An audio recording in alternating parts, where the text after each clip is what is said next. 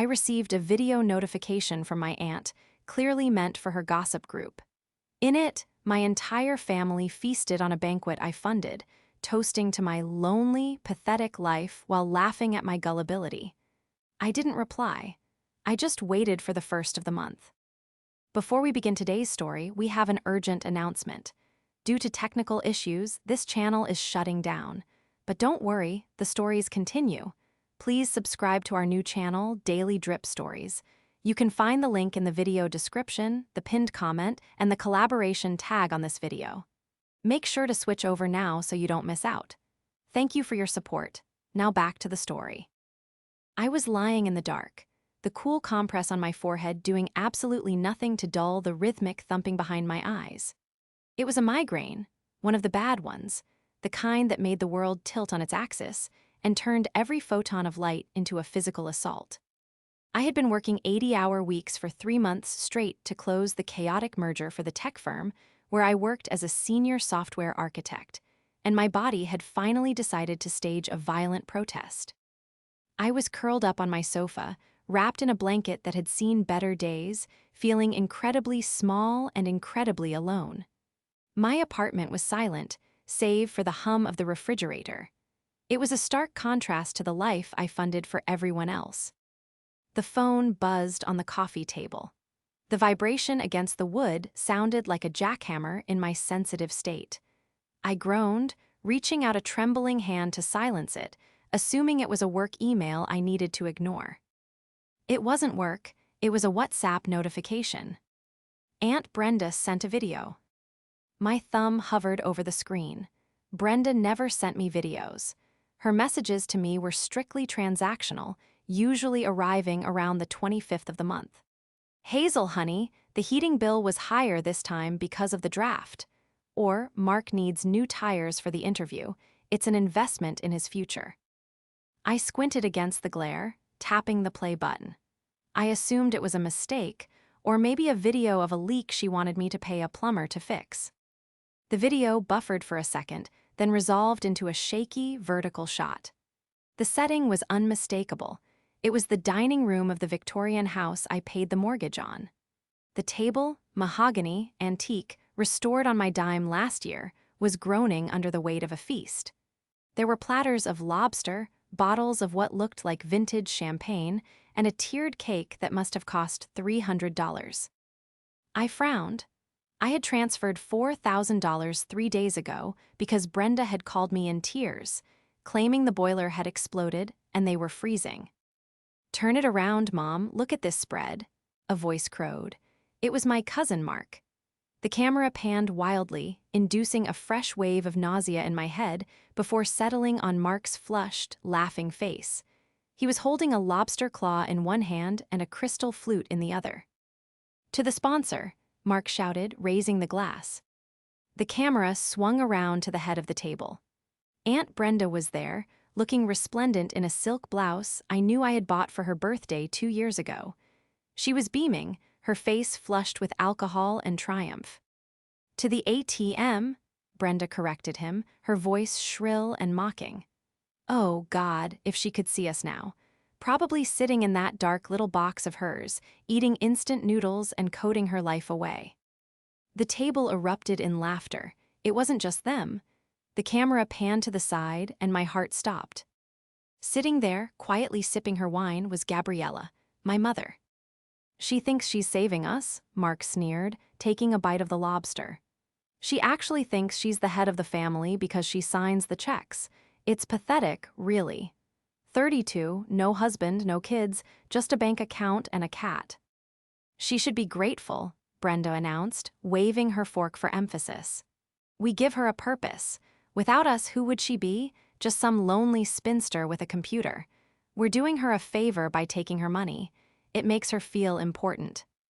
I waited for my mother to speak. I waited for Gabriella to slam her hand on the table to defend the daughter who paid for her insulin, her rent, her car insurance. I waited for her to say, "She works herself to death for us."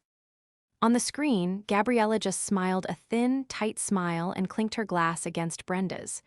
"She is very dutiful," my mother said softly. "Dutiful? She's a doormat, Gaby, Brenda laughed, wiping a tear from her eye. A pathetic, gullible doormat. But hey, as long as the check's clear, she can pretend to be the CEO of the family all she wants. The video ended abruptly, presumably as Brenda went to stop recording, but she must have hit send to the wrong contact instead of saving it. I stared at the black screen of my phone. The migraine was gone. It had been replaced by a cold, hollow sensation in the center of my chest, a void where my love for them used to be. I didn't cry. I didn't scream. I just lay there in the dark, the silence of my apartment suddenly feeling heavy and suffocating. The betrayal wasn't just in the theft of the money, it was in the laughter. It was worse than the diagnosis itself. For the next hour, I didn't move. I couldn't. It felt as though my blood had been replaced with lead. I replayed the video 4 times. I needed to memorize it. I needed to etch every pixel of their mockery into my brain so that I would never, ever forget it. A pathetic, gullible doormat. The words bounced around the empty walls of my living room. I looked around at my dark little box. It was a luxury apartment in the city, yes, but it was sparse. I hadn't bought new furniture in 5 years because Brenda always had an emergency. I hadn't taken a vacation since my 20s because Mark always needed bail money or tuition for a course he would inevitably quit. I drove a 10-year-old sedan so Brenda could drive a leased SUV.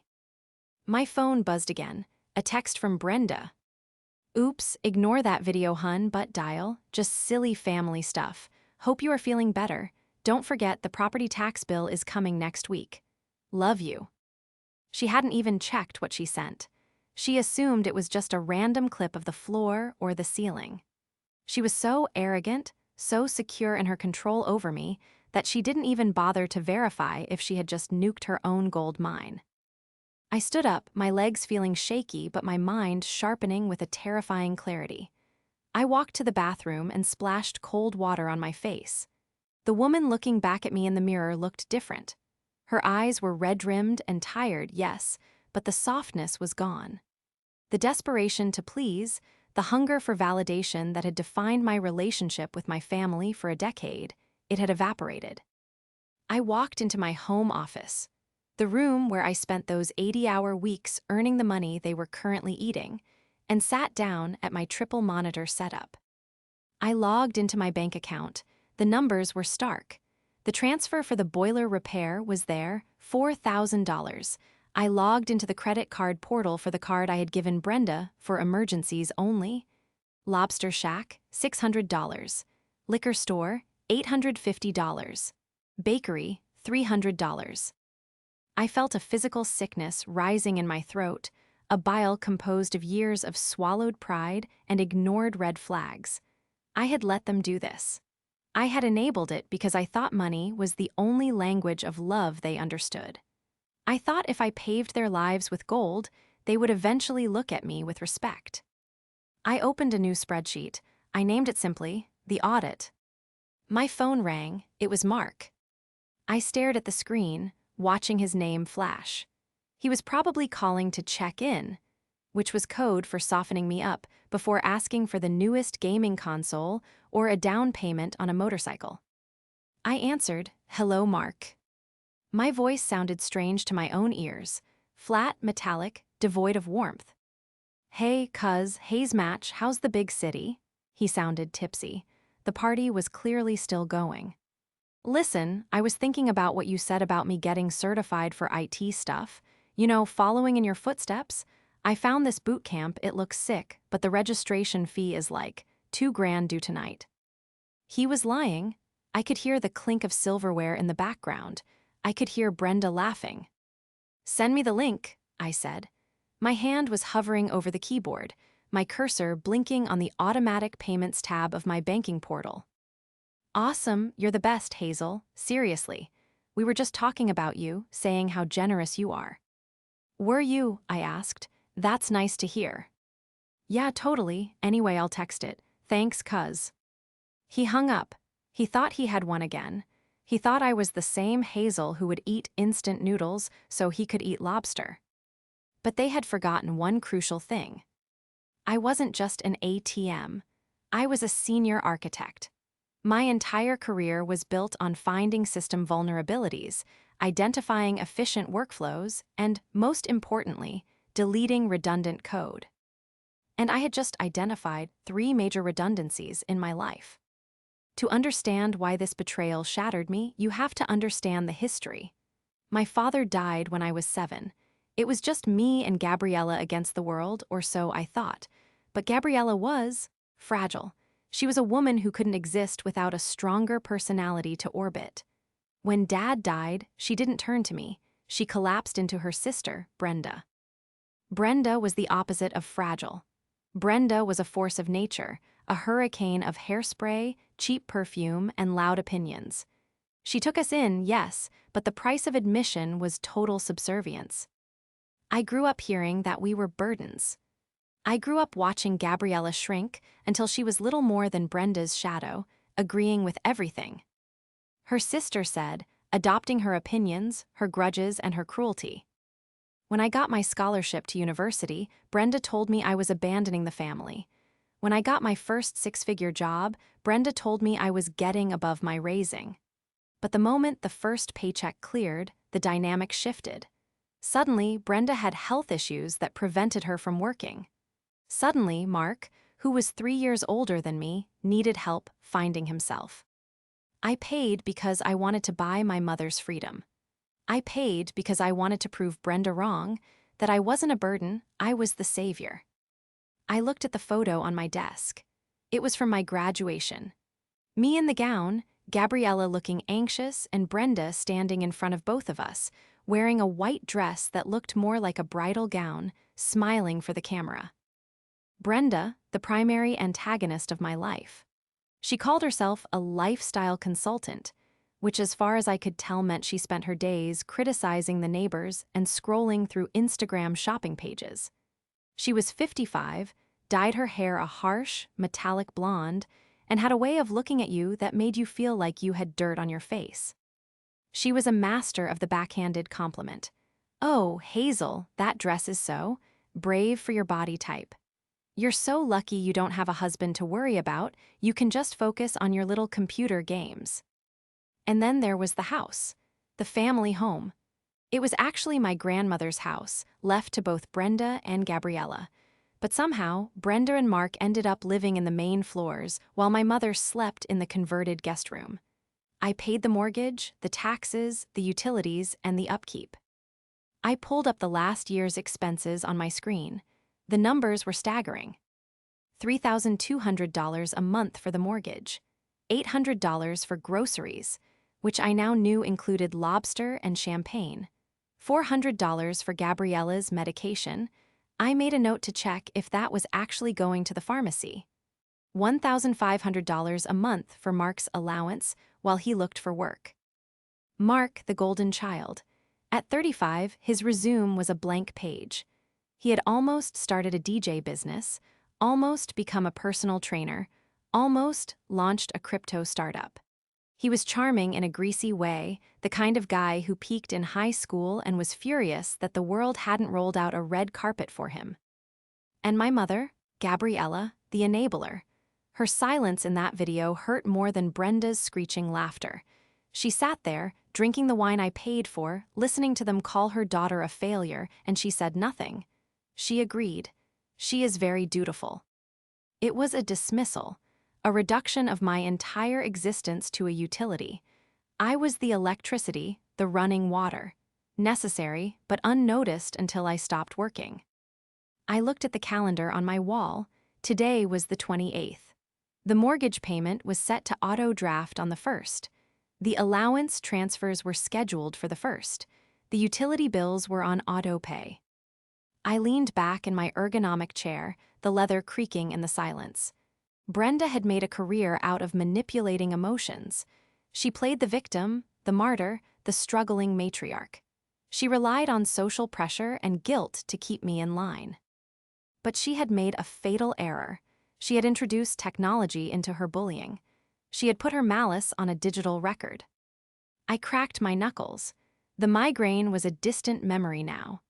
I felt a cold, hard focus settling over me, the same focus I used when dismantling a corrupt database. I wasn't going to scream at them. I wasn't going to send a tearful text asking, why? I was going to execute a system purge. The cursor blinked on my screen, a steady, rhythmic pulse that matched the beating of my heart. I was no longer the crying niece or the dutiful daughter. I was the senior architect, and I was looking at a corrupt system that needed to be dismantled. I started with the immediate bleeding. I logged into the utility accounts. I had been paying the electricity, gas, and water directly for 5 years. I navigated to the Stored Payment Methods tab. With a few clicks, I deleted my credit card information from every single portal. Next, the credit cards. I had given Brenda a supplementary card on my account for emergencies regarding the house. I pulled up the transaction history. It was a roadmap of indulgence. A boutique pet store, they didn't have a pet. A high-end salon in the city center. A series of cash withdrawals at a casino 40 miles away. I called the bank. I need to report a card lost or stolen, I said, my voice steady. Cancel the supplementary card ending in 4098 immediately. Certainly, ma'am. Would you like to reissue a new one to the secondary user? No, I said, and the word tasted like sweet, cold wine. Remove the user entirely, and please flag the account for any attempted unauthorized access. My aunt can be persistent. Once the financial firewalls were up, I ved to the investigation. I needed leverage. I needed more than just, you spent too much money, because Brenda would spin that. She would cry poverty, she would claim she was buying things for my mother, she would claim the cash withdrawals were for under-the-table home repairs. I pulled up the invoice Brenda had sent me last week, the boiler explosion. Smithson and Sons heating $4,000. I zoomed in on the PDF. The logo looked pixelated. The font was standard Times New Roman. There was no tax ID number listed at the bottom. I opened a new tab and searched for Smithson and Sons heating. Nothing. No website, no Yelp page, no Better Business Bureau listing. I searched the address listed on the invoice. It was a vacant lot behind a strip mall 3 towns over. I felt a cold fury settle in my stomach. It wasn't just greed, it was fraud. She had typed this up on her laptop, probably the MacBook I bought her for Christmas, and exported it as a PDF to steal $4,000 from me. But the worst discovery came when I called the pharmacy. For 3 years, I had been transferring $400 a month to Brenda for my mother's specialized copay for her insulin and heart medication. Brenda had told me the insurance didn't cover the good brand and that the generic made Mom sick. Hi, this is Hazel, Gabriella's daughter, I told the pharmacist. I'm just doing an audit of her medical expenses for tax purposes. Could you tell me what the monthly out-of-pocket has been for her prescriptions this year? There was a pause, the sound of typing on the other end. Let me see here, Gabriella, date of birth, okay. Well, Ms. Hazel, her insurance covers everything fully since she hit the deductible in January. Her copay has been $0 for the last 11 months. The room spun. 0, I whispered, gripping the edge of my desk.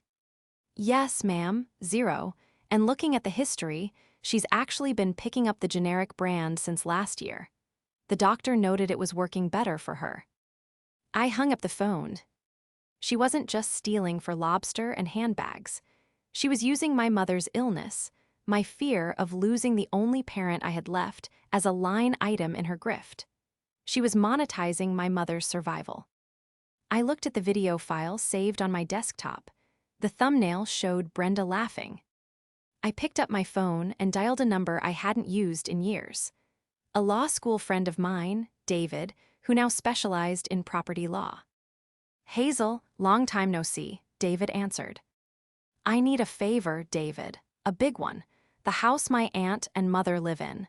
The deed is in my name, right? It was transferred from the estate directly to me. Yeah, I remember handling that. You're the sole owner. They're tenants at will. Good, I said. I need you to draft an eviction notice, and I need it to be bulletproof. The first of the month fell on a Tuesday. I took the day off work. I knew I wouldn't be able to concentrate on code when my personal life was about to implode. I sat in my living room, a cup of coffee in hand, watching the clock on my phone. 9:00 a.m.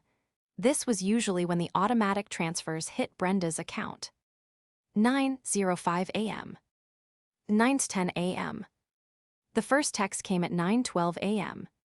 Brenda, hey honey, think the bank is having a glitch, the transfer didn't show up yet. Just letting you know so you can call them. Zoe. I didn't reply, I took a sip of coffee. 9:30 a.m. Brenda, Hazel, are you getting my texts? I'm at the grocery store checkout and the card was declined. It was so embarrassing. Please fix this ASAP. 9:45 a.m. Mark, yo, need that transfer for the course registration. Deadline is at noon, don't leave me hanging. 10:00 a.m. The phone call started.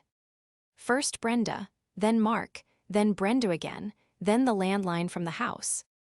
I watched the screen light up, vibrate, and go dark, over and over again. It was a digital tantrum. I could practically hear the shrieking happening on the other end. At 10:30 a.m., after the 47th missed call, I decided it was time. I picked up the phone on the second ring. Hello, I said, my voice calm, almost bored. Hazel, Brenda screamed. The sound was so loud I had to pull the phone away from my ear. Where have you been? Do you have any idea what you've done? I am standing in the parking lot of Whole Foods with a cart full of groceries, essential groceries for your sick mother, and the card is declined. And the transfer isn't there. Fix it. Now. I canceled the card, Brenda, I said. There was a stunned silence on the line. A vacuum where her entitlement usually lived. You what? I canceled the card. And I canceled the standing order for the transfers. And I canceled the auto pay on the utilities. Are you insane? Her voice went from shocked to venomous in a nanosecond. Have you lost your mind? How are we supposed to eat? How are we supposed to heat the house? You are putting your mother in danger. You selfish, ungrateful little. How is the boiler, Brenda? I interrupted her. What? The boiler, the one that exploded last week, the one you needed $4,000 to fix. It's broken, we're freezing. That's why I need the money, the man is coming today too. I called Smithson & Sons, I lied smoothly. Or rather, I tried to. It's funny, because that company doesn't exist. The address on the invoice is an empty lot behind a Taco Bell. Silence, heavy, suffocating silence. And then, I continued, pressing the advantage, I called the pharmacy. Mom's copay is 0. It has been 0 for a year.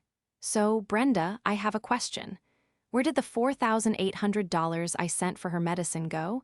Did it go to the boiler company that doesn't exist? Or did it go to the lobster and champagne I saw in the video? I heard a sharp intake of breath. What video? She hissed. The one you sent me, I said. The one where you toasted to the pathetic ATM. The one where Mark called me a loser. I saw it all, Brenda, every second.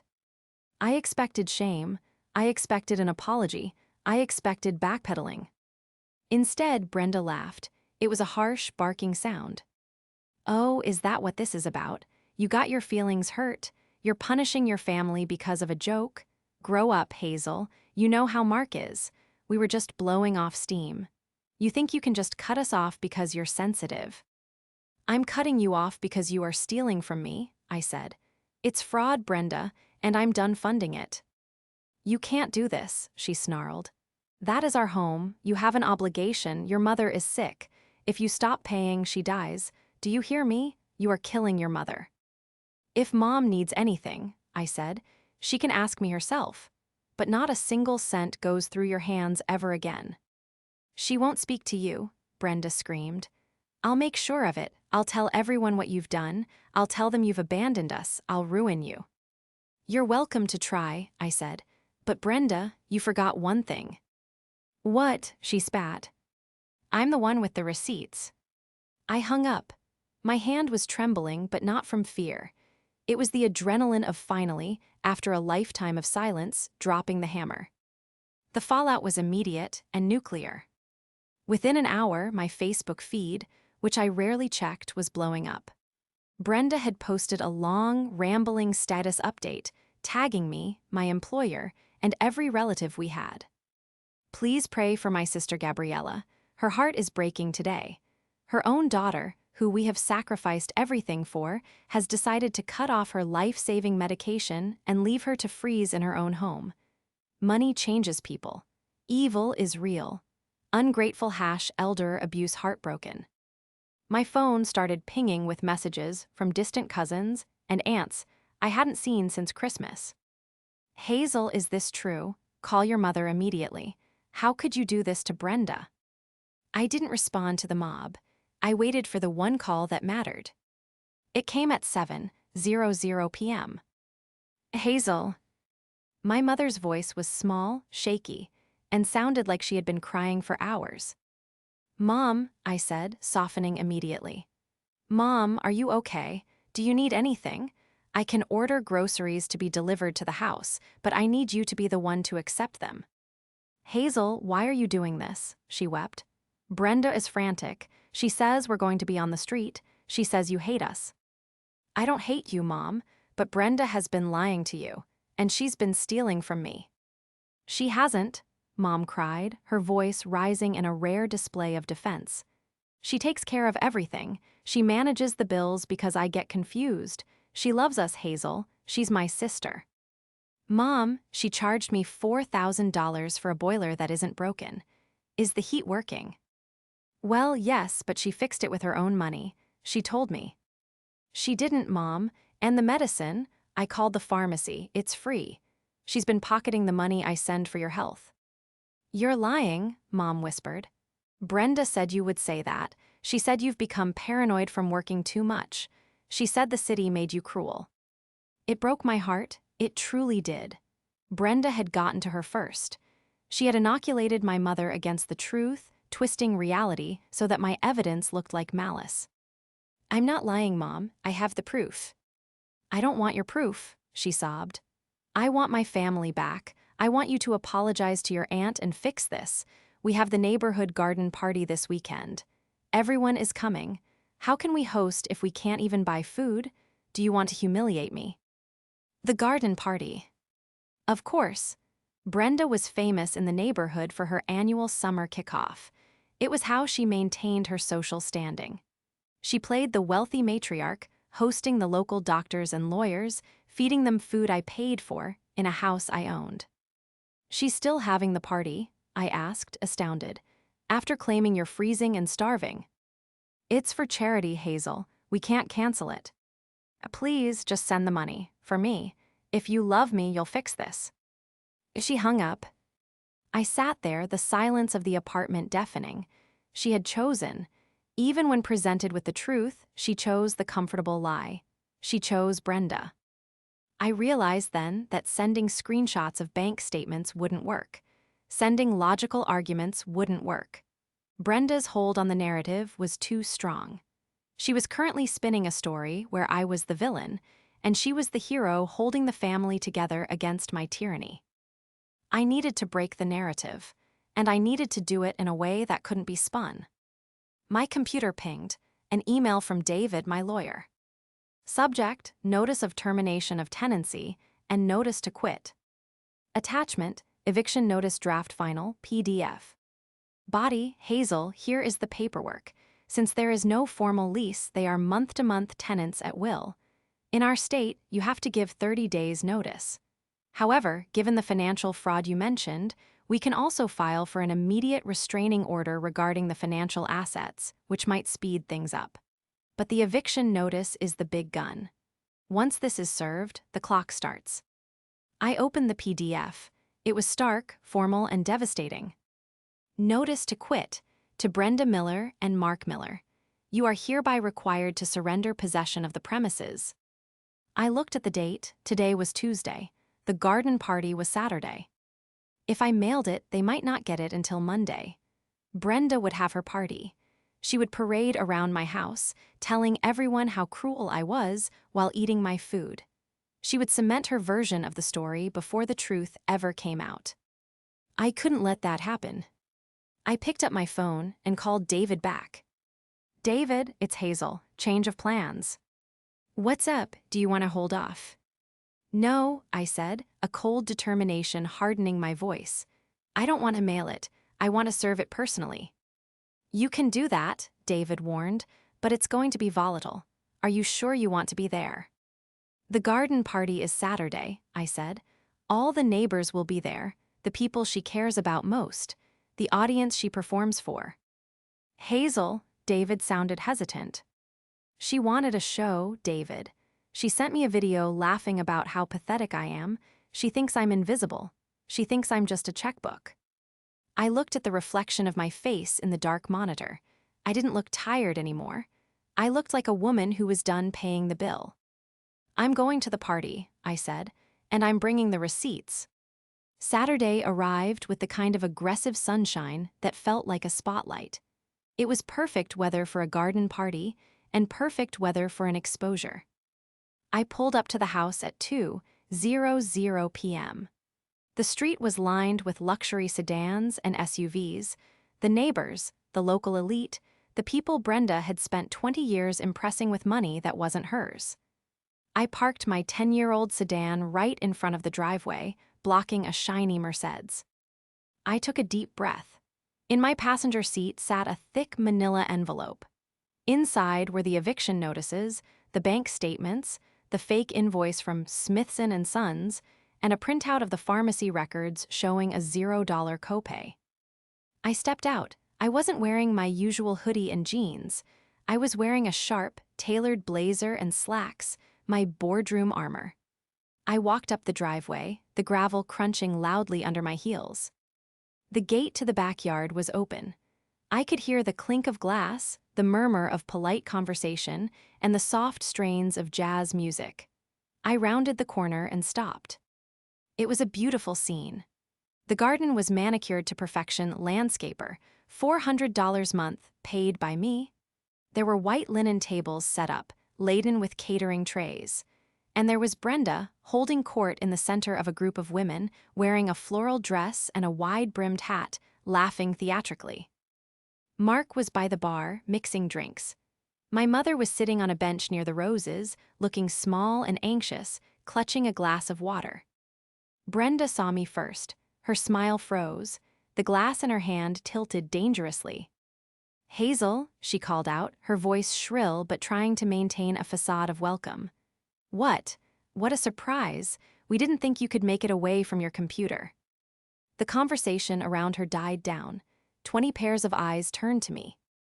"I decided to take a break," I said, my voice projecting clearly across the lawn. I walked straight toward her, ignoring the guests who stepped aside. "We have some business to discuss, Brenda." Brenda laughed, a nervous, jagged sound. "Business? Now, don't be silly, darling. Grab a drink. We're celebrating the community."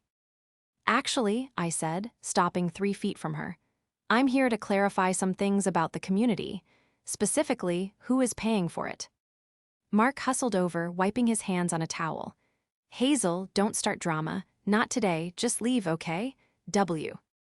You'll talk later." "No," I said, turning to him. "We'll talk now." I opened the manila envelope. I pulled out the first document, the Smithson and Sons invoice. "Mrs. Higgins," I said, turning to Brenda's best friend, a woman who lived 2 doors down. "You recommended a heating guy to Brenda last week, didn't you?" Mrs. Higgins blinked, startled. Yes, Mr. Henderson, he's excellent."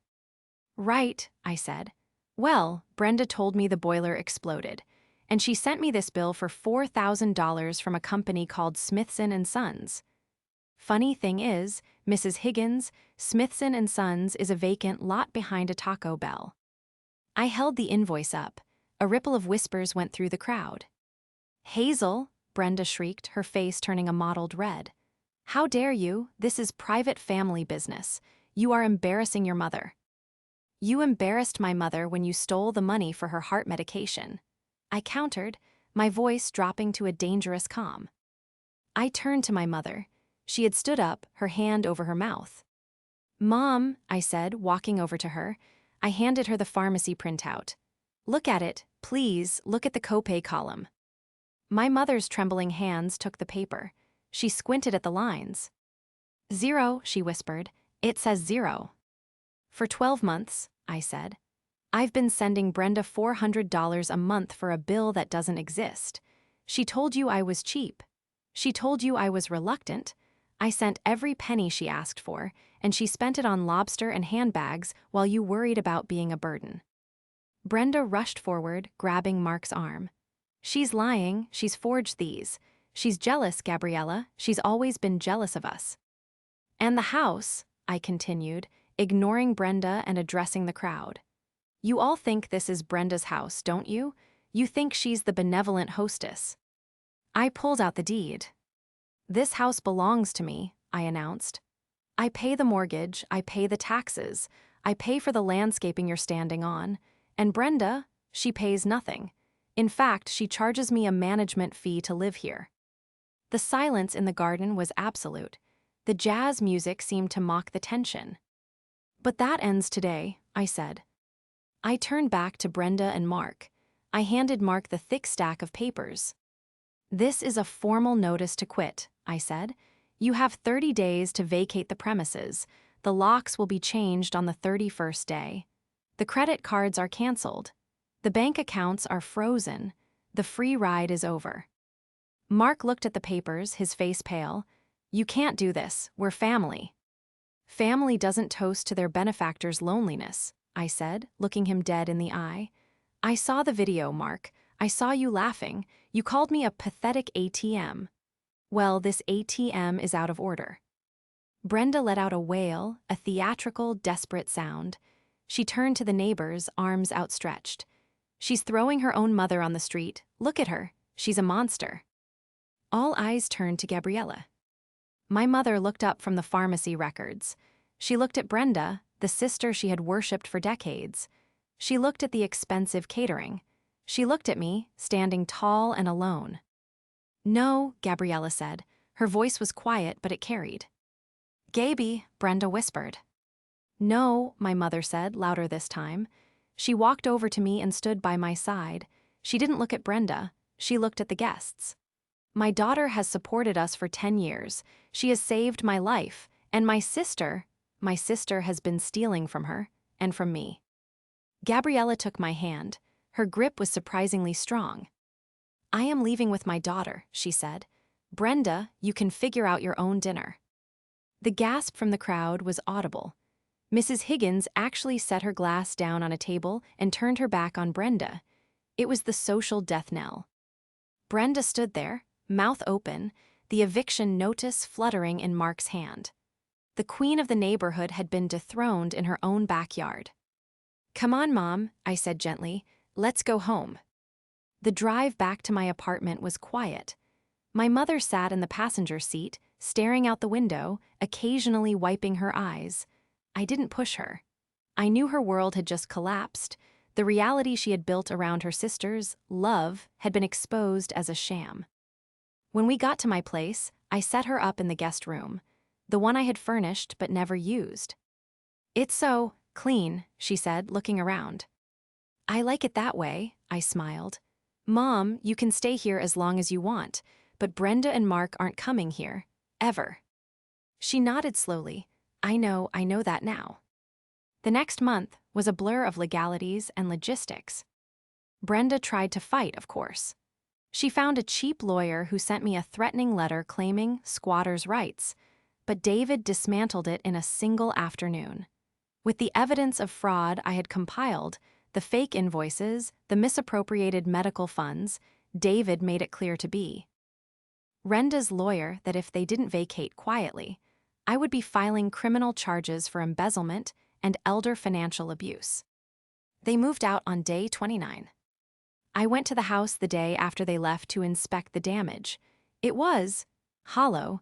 They had taken everything that wasn't nailed down, the curtains, the light bulbs, even the toilet paper holders. But the structure was still there. The bones of my grandmother's house were still strong. I stood in the empty dining room, the place where they had filmed that video. The mahogany table was gone. Mark had apparently sold it on Craigslist for cash, but the space felt lighter. The air didn't feel heavy with judgment anymore. I decided to sell it. I didn't want the memories. I used the proceeds to buy a smaller, lovely condo for my mother in a 55-plus community near me. It was in her name. For the first time in her life, she had something that was hers, not Brenda's. My mother changed, too. It was a slow process. At first, she mourned the loss of her sister. But as the months went on and she made her own friends at the community center, I saw a spark in her I hadn't seen since my father died. She started painting again. She stopped apologizing for existing. One evening, about 6 months later, I went over to her new place for dinner. She had made lasagna, my favorite. We were sitting on her balcony, watching the sunset. "Hazel?" she asked, putting her fork down. "Yes, Mom." "I never said thank you," she said softly. "Not just for the house, but for waking me up. I was asleep for a long time. I let them hurt you because it was easier than fighting them. I'm so sorry." I reached across the table and squeezed her hand. "It's okay, Mom. We're here now." "I got a letter from Mark," she mentioned, a shadow crossing her face. I tensed. What did he want? "Money," she half laughed, shaking her head. "He's living in a motel in Jersey. He said Brenda is working as a cashier at a grocery store and hates it. He wanted $500. "What did you do?" I asked. My mother took a sip of her iced tea and smiled, a genuine, strong smile. "I sent him a job application for the post office," she said, "and I blocked his number." I laughed. It was a real laugh, free and light. I drove home that night feeling a sense of peace I hadn't known was possible. The migraine was gone. The ATM was closed. The code had been cleaned, the bugs deleted, and the system was finally running smoothly. I was Hazel. I was a senior architect. And for the first time in my life, I was free.